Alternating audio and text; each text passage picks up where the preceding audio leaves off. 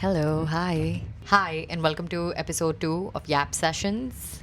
Because apparently सबको इसी चीज़ के बारे में बात करनी है. At least in my age group right now. We're going to talk about love. We're going to talk about friendships. We're going to talk about connections. We're going to talk about isolation. We're going to talk about the human need to be chosen.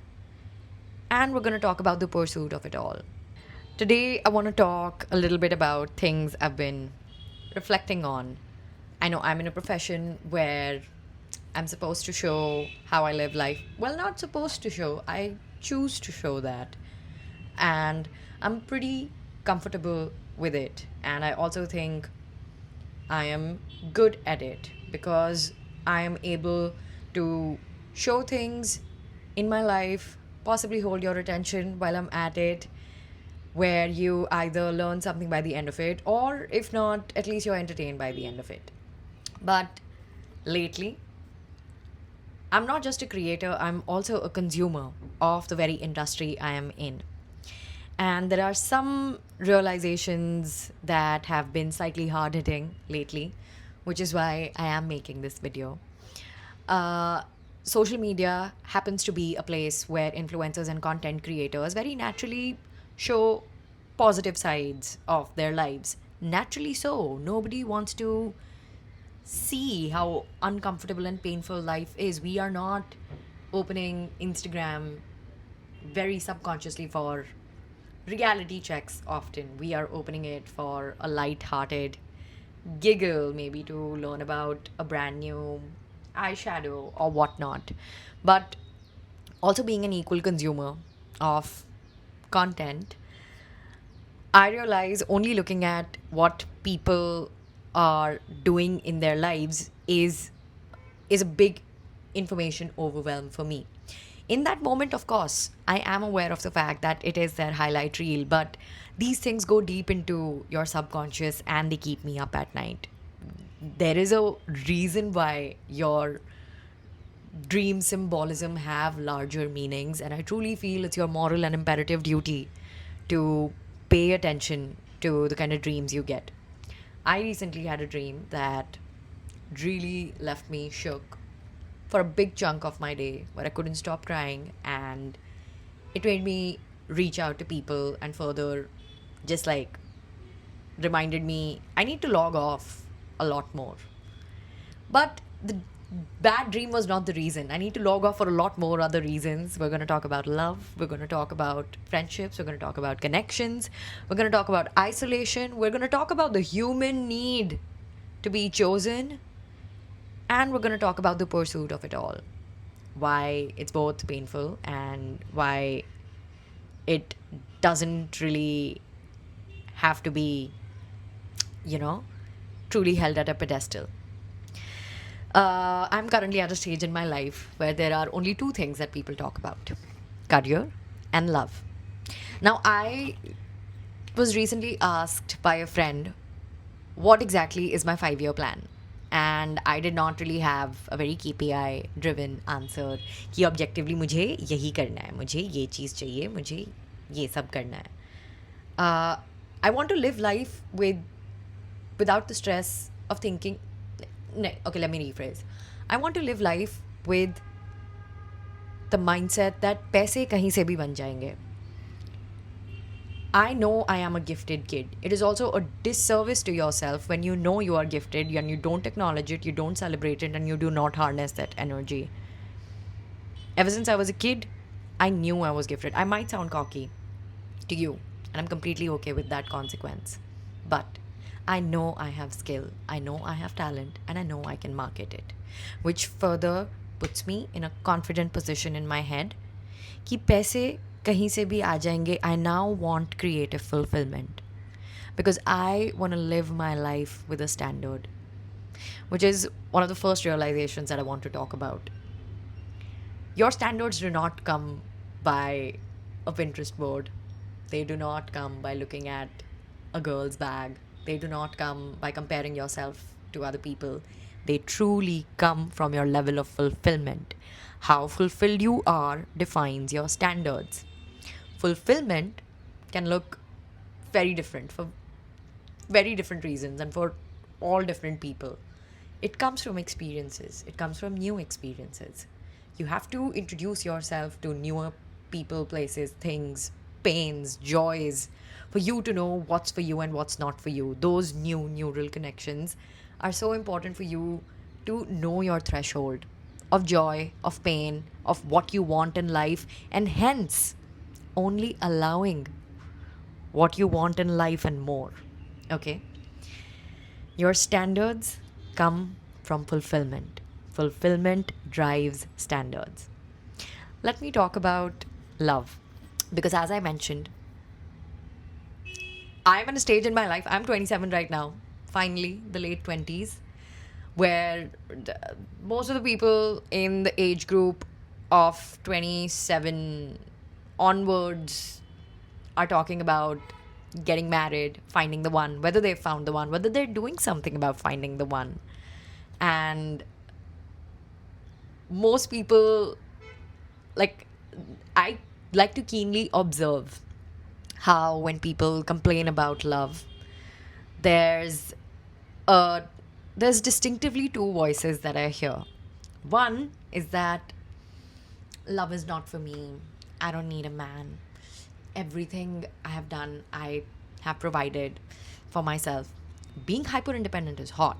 Being hyper independent is great because it's a dog eat dog world. There's cutthroat competition out there. Um, you have to fend for yourself. Completely valid. Ask any hyper independent person. If they were given the kind of care, love, support, understanding, and a partner to come back home to, would they or would they not take it? Which brings me to the topic of my video. Love is going to find you when you least expect it. A statement I absolutely hate to hear. When I meet people in love and they tell me that, oh, love will find you when you least expect it, I say bullshit. I'm always expecting it. I each and every time I step out, I'm always expecting for it to happen. Every time I'm in a new room, th- I'm I'm a hopeful person. I'm an optimistic person. I live life thinking, hoping the next big thing is around the corner. Why wouldn't I think the same way about love? Especially when I want it so much. This year, I also want to unlearn the shame that's associated with admitting that you are alone in life. Because, as I said, I'm in a profession where you only get to see the highlight reel of people, and I'm guilty of doing that. I too have only shown the good parts about my life. But if I truly were to be more honest and authentic to myself, I would want to tell you that just like everybody else, I also feel bloody lonely at times. I crave for a partner.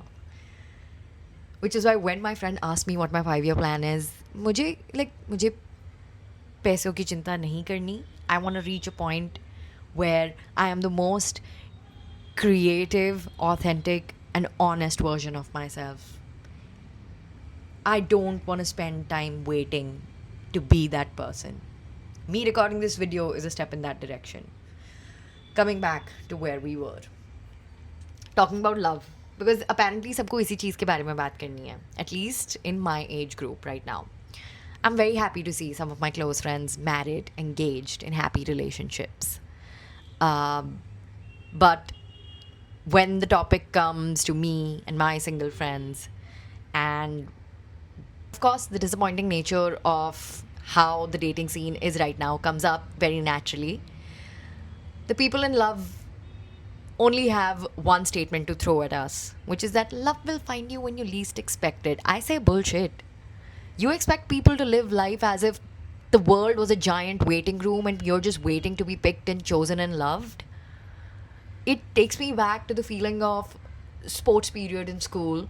The coolest kids have been made captains, and now they're picking people to be on their teams. The funniest, the strongest, the fastest people get picked, and you're just waiting. You're constantly waiting to be called upon. So when you are an adult, when you've figured out how to fend for yourself, when you're this hyper independent person and you're still told, hey, you need to wait to be picked on for something that's as basic as just wanting companionship, it pisses me off. Because I would be lying to you if I didn't tell you that this need for love, this need for companionship occupies a big chunk of my brain. Okay? Do I want to express that a lot more? I do that already with my friends. In an attempt to be a more authentic version of myself, I will tell you that you should be questioning yourself as to why you don't admit that you too are lonely. All of us are pretty lonely. And I do want to talk about why we live in a world where it's more apparent than ever. Everybody says that we live in this technologically advanced civilization where we're more connected than ever. I don't think so. Especially my generation that comes from a time where हम नीचे भी खेलने जाते थे. I know I have gotten my elbows, knees scraped while playing, come home crying with clothes dirty, मिट्टी खा रहा है कोई. I've eaten chalk, and I've also grown up with the sound of dial-up being installed in my house while learning what Orkut, Gmail, and every other jingbang was being launched. Cut to today. With the Instagrams and YouTubes of the world, it's very easy to fall into the comparison traps of looking at people constantly have it all and you having that one fundamental need not fulfilled. It often makes you question why. Why me? Or why not me? Most of the people around me, especially some of my single friends, talk about love either in a very dejected way or the ones who are hopeful are still waiting and are currently working on upping their standards. Because if the time period between waiting for love and finding love is just waiting, why are you not having fun with the waiting? Find crayons in the waiting room, get creative with it. Because anytime somebody has told me it truly happens when you least expect it, it takes everything in me to not be violent to that statement. Because I'm always expecting it. Such a scam of a statement. I like to think that if there is some truth to love will find you when you least expect it, does that mean that it will never find me? It will never find my other friends who are always expecting it, who are putting in the work, who truly are doing their best to find it. But the nature of love is as such that it doesn't come for the perfect person. It comes for the ready person. Both the ready people, I mean. Because anytime somebody asks me, hey, what do you look for in a man? Does he have to be tall? Does he have to be? I'm like, he has to be ready. I could go on and on about generalizing men, but I am not fond of doing that. Yes, I have had some poor experiences, but I've also had some rich experiences where some men have taught me that, hey, you know what, maybe that's a quality I would like in my partner, or some of them have taught me some of the qualities I won't want in my partner. And that brings me to a little bit of my personal story. I want to be very candid with you and tell you कि एक तो ये जो shame है ना associated with कि अकेला लग रहा है, बहुत अकेलापन है लाइफ में. यार है तो है. मेरी भी लाइफ में है. Ask yourself why are you ashamed of admitting it? It is, we are social beings. When you are deprived of the very essence of what your species is supposed to be, do you think it's okay to sit with that discomfort and not talk about it and label it as unnatural? Absolutely not. I got out of a very long relationship in 2024. So 2024, the entirety of it was spent in grief. 2025 was spent in longing for someone, I will read a diary entry for you. I was going through my journal the other day, and I took a solo trip last year, literally packed a cabin suitcase, hopped across Europe. I was in Berlin, danced my ass off, Barcelona, danced my ass off, made so many friends, went to Rome, and that's where it hit me. I was overwhelmed beyond measure, something I had never ever experienced before. Because, like, when you go to a city that beautiful and when you look at people holding hands, being in love, and actually turning to each other while there's something to marvel at, it hurts you. I don't know about you, it hurts me because sometimes not the longing for love, but rather the jealousy of not having it takes over me. And it is a very human trait in people. Something I know is not the best quality about me, but it happens.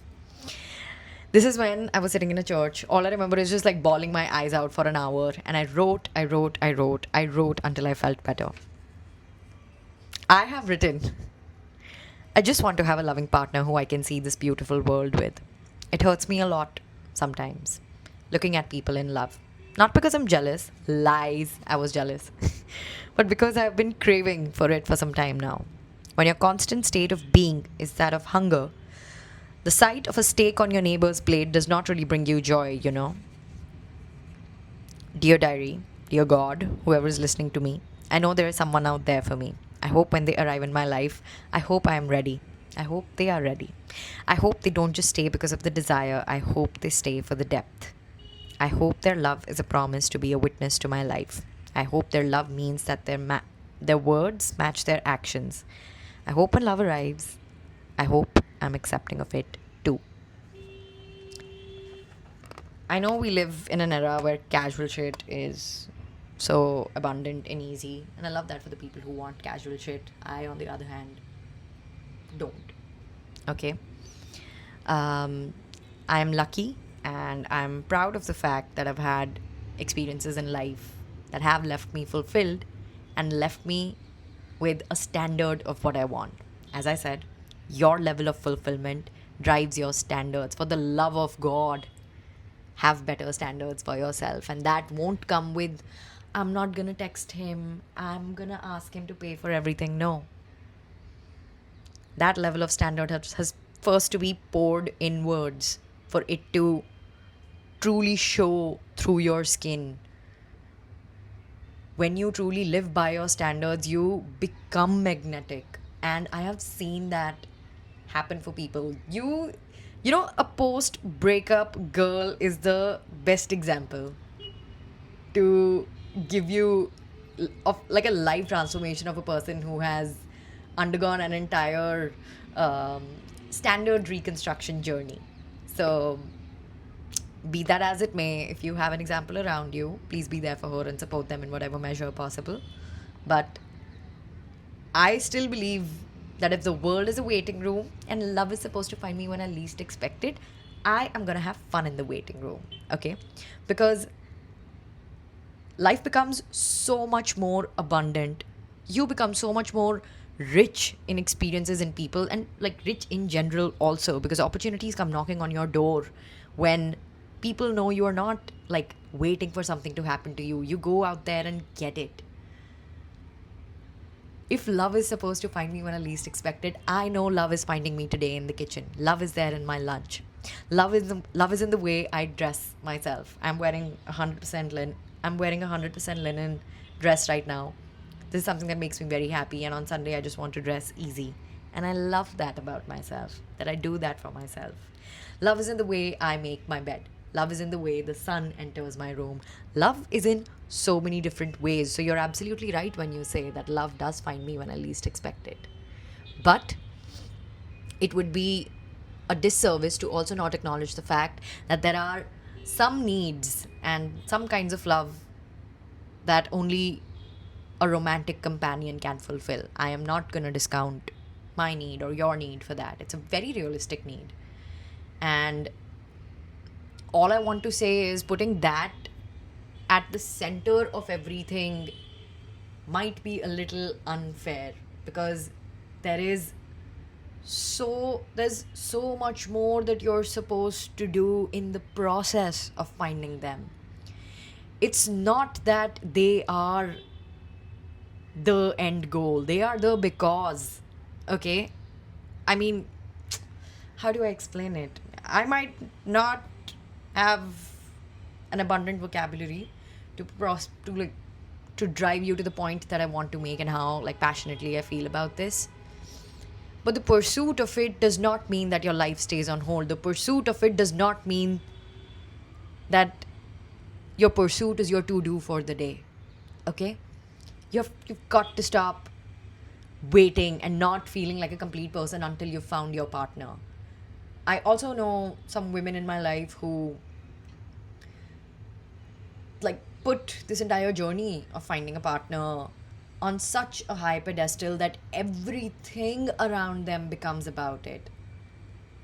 And I've tried to ask myself if I were to empathize with what they are going through, because it's a very valid need. I will never ever diminish how important a need it is.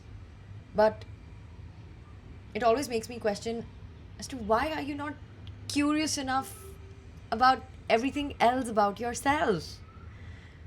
Something that um Matt Haig said in the Comfort book. This is page 37. I will read it out for you. Something that I've started doing is whenever an unreasonable emotion comes to the surface, I like to question why. Okay? And this is the page that inspired me to do so. For instance, you could write, I want a six pack. And seeing that wish on the page might automatically make you realize something about it. It might make you feel silly for having it. You might already be awakening another part of you that helps you diminish the craving. But either way, it is good to ask a single word question after it. Why? Does it ring a bell with something that you want? Why?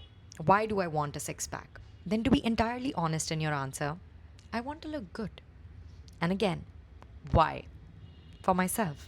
And then you might stare at that answer for a while and feel like you weren't being entirely honest. So you add, to impress other people.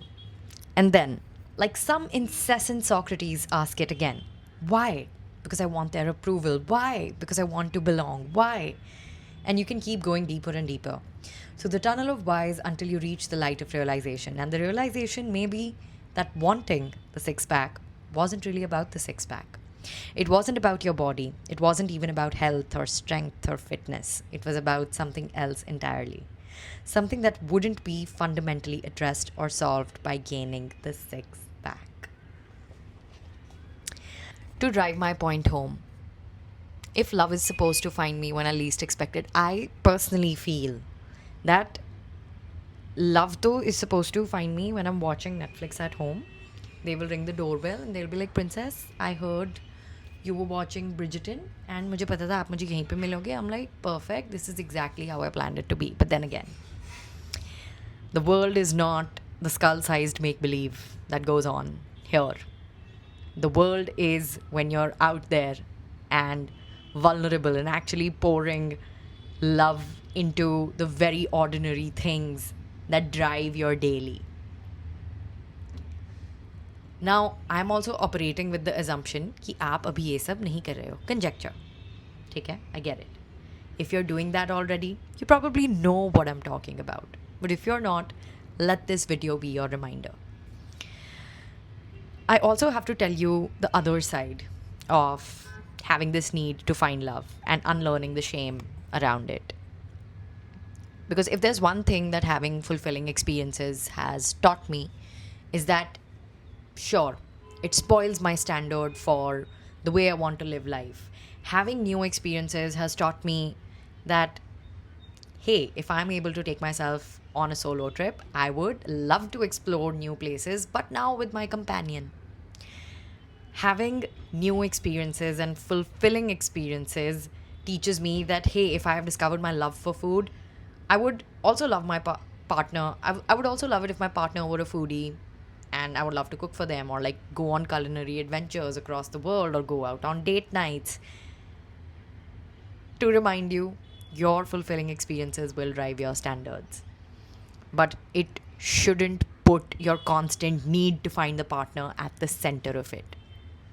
We also now live in a life where all the single women around us, be it single by choice or single by consequence, at least the single mothers who I talk to, who have some very difficult life, have had to overcome a lot of obstacles, often make me find fallacies in this entire, you know, pursuit of finding a partner. Like, why is even finding a partner worth it if marriages end?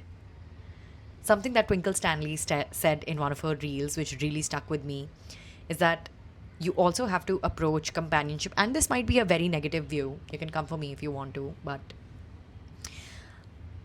I live in a time where I have access to women who have enlightened me about their experience of what life is like when their partners are no longer in their lives as well, be it by choice, by divorce, or by death.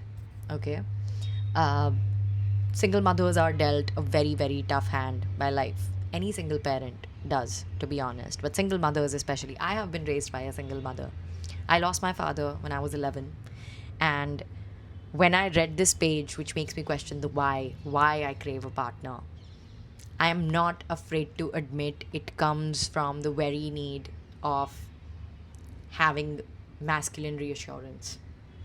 To be very honest, do I want a witness to my life? Yes.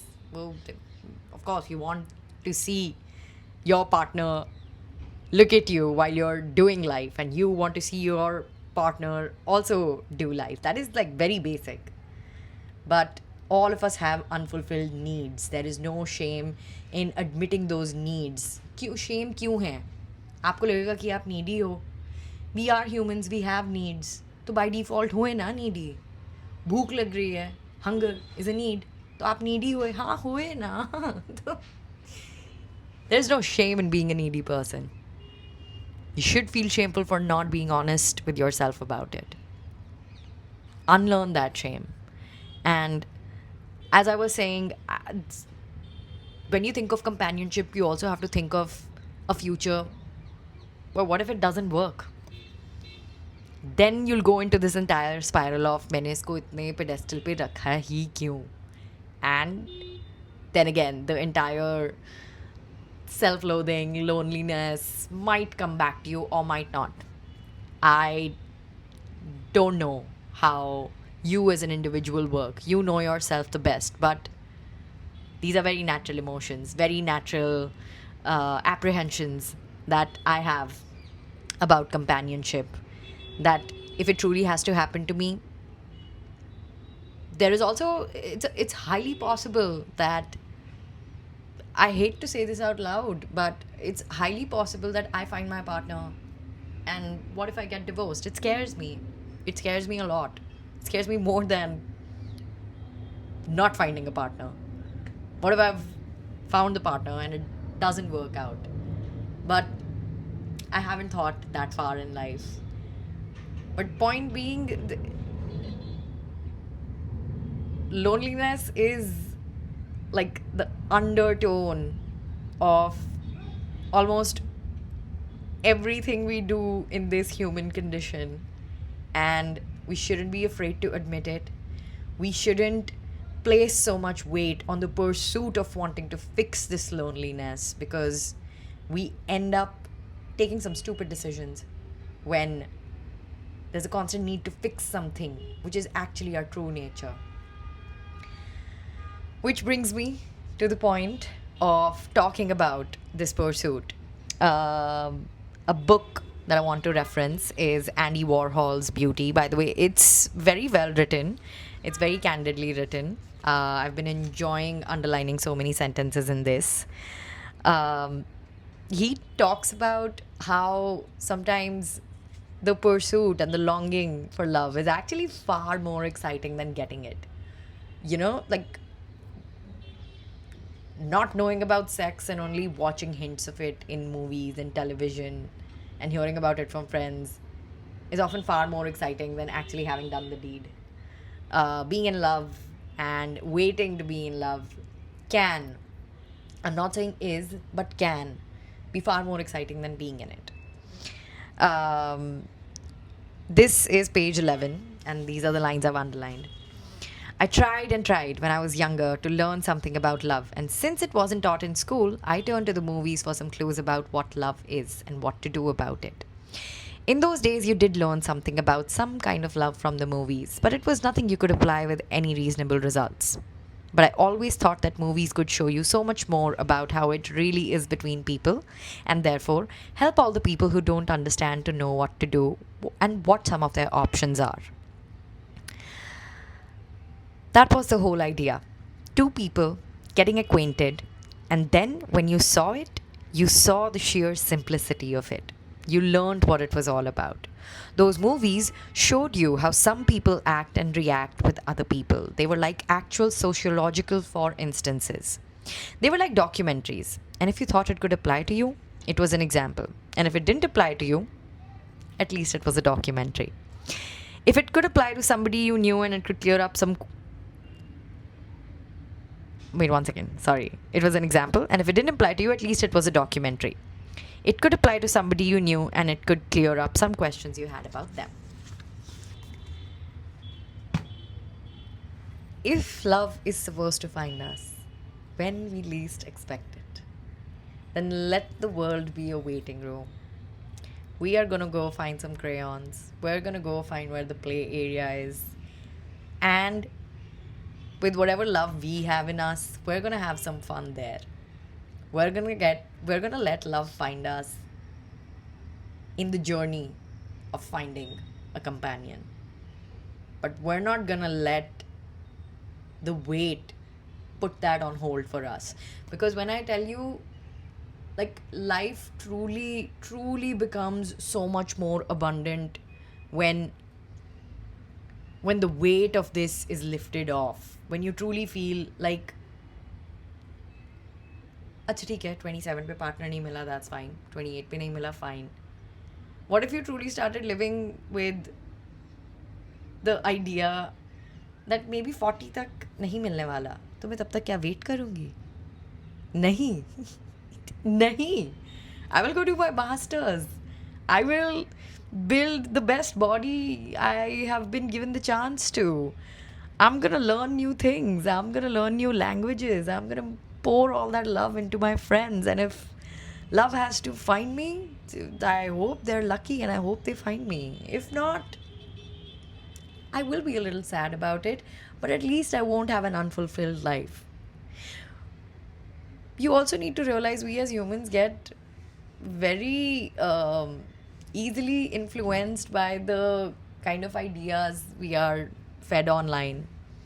It's very easy to compare to others. It's very easy to be in that, I don't need a man, because it is that voice in your head that diminishes your need. Anytime you have a need, your body and mind is also capable of manufacturing a voice that will diminish that need equally and sufficiently. It is in your moral duty towards honest and authentic expression that you don't. If it helps, it is my sincere request that you don't. To end this video, I will share another excerpt from this book called Prisons We Choose to Live Inside by Doris Lessing.